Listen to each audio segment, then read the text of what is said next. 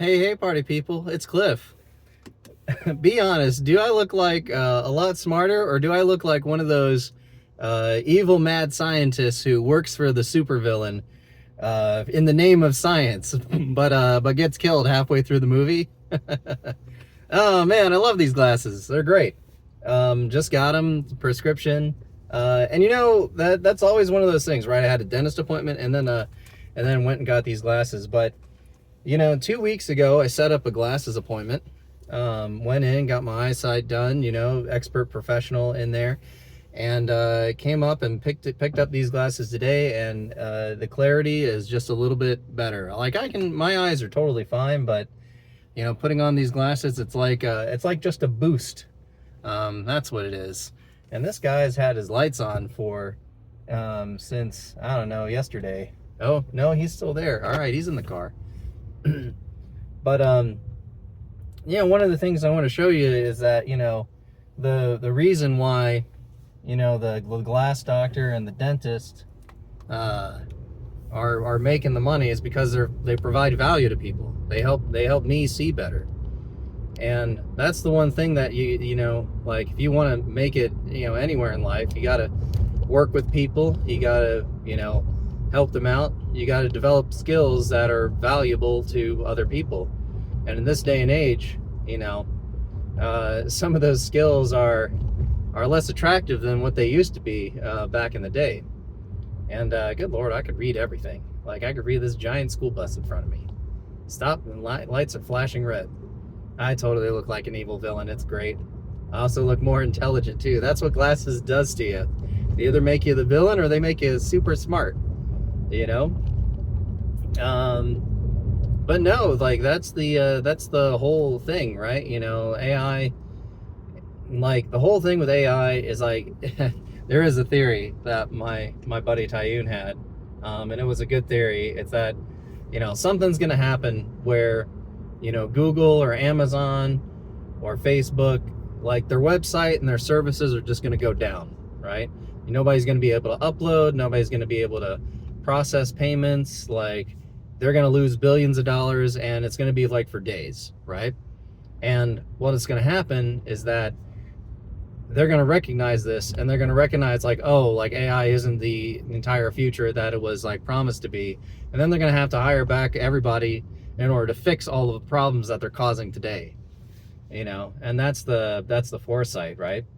Because all these big data centers, well, if you look at it, right, as a giant industry, right, like, the tech industry has always been about how do you improve, right? How do you improve the current thing that the current product that you have, and, like, what do you have new? And then if somebody does something new, then somebody else can just copy you and then make it better. And so the thing to do in order to outcompete everyone else is to shove more computer power into these data centers in order to outcompete everyone else with AI. But the thing is that, let me ask you a question. Have you ever paid money to watch something that was just created by AI? Now, I'm not talking about people who use AI to create stuff. That's totally different. But have you, as a person, have you ever spent like $5 in a movie theater to watch an AI movie? Have you ever spent $5 on Instagram to, like, watch an AI, meme video, right? The whole, like, Sora 3 or C Dance 2 or whatever these fucking names are, right? Like, have you ever paid like, when Tom Cruise and Brad Pitt were fighting each other on that roof, did you pay money to see it? No, you didn't. What did you pay money for? You paid money for, like, well, you kind of got tricked, right? Like, a whole bunch of AI written books are out there. But what's the thing that you're going to pay for and you're going to be happy with? You're going to be happy with, good novels, good books, written by humans. You're going to pay for the big blockbuster movies that are coming out. You're going to pay for live concerts. You're going to pay for all the entertainment that has somebody behind it, that is, like, to go to a comedy show or to go to, like, a small, like, little, jazz band, like, somewhere in there. And that's what you're going to do. These AI things, like, I think it's a train that's, like, gone off the rails, and it just can't stop. And Eventually it's going to crash. It's going to do like that Back to the Future train, Back to Future 3, and it's going to crash into the ravine one day. We don't know when, but it's one of those things where it's coming because the money is just not there. Or at least the money is all being sucked up, being to put it into the infrastructure of it. But then eventually, like, people don't pay for AI. I mean, there was the whole, there was the whole thing about, whatchamacallit, right?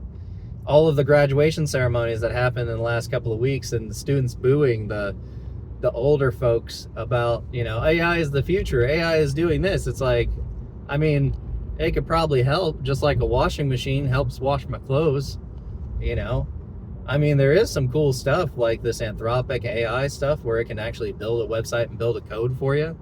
But then again, you let that thing on your computer, right? I've even seen it do some editing stuff.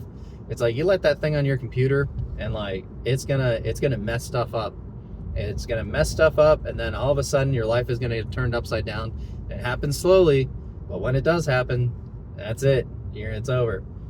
But I always find it funny because, like, when I was at the dentist office, it's like, and actually there's that chemical in California here that hopefully won't explode, but there's that rocket factory that makes the chemicals, and the first YouTube comment underneath that was, oh, just get AI to fix it. So, and that's the thing, right? Is like, AI can't make these glasses. Like, AI can't replace the experience that an individual has when dealing one-on-one with humans, right? Like when I went to the dentist, like the doctor there said, hey, I need to do some impressions, need to get a new mouth guard because my mouth guard has been like cracked and it's not doing whatever. And then I'm like, oh, all right. But there were 3 people, one to clean my teeth, one the doctor who's like running between patients, and 3 this other fella who was the guy who was taking the impression molds on my teeth. And one of the things is that they took 3 molds instead of 2. They take 2 molds, one in the upper and then one in the lower. But the reason why they took 3 was because both of them had the expertise of doing the thing to making these retainers a long enough time to where they looked at the mold and they're like, we need to get another mold at the back tooth because we didn't quite get it. And this personalized like attention to detail and this personalized experience, just AI can't provide.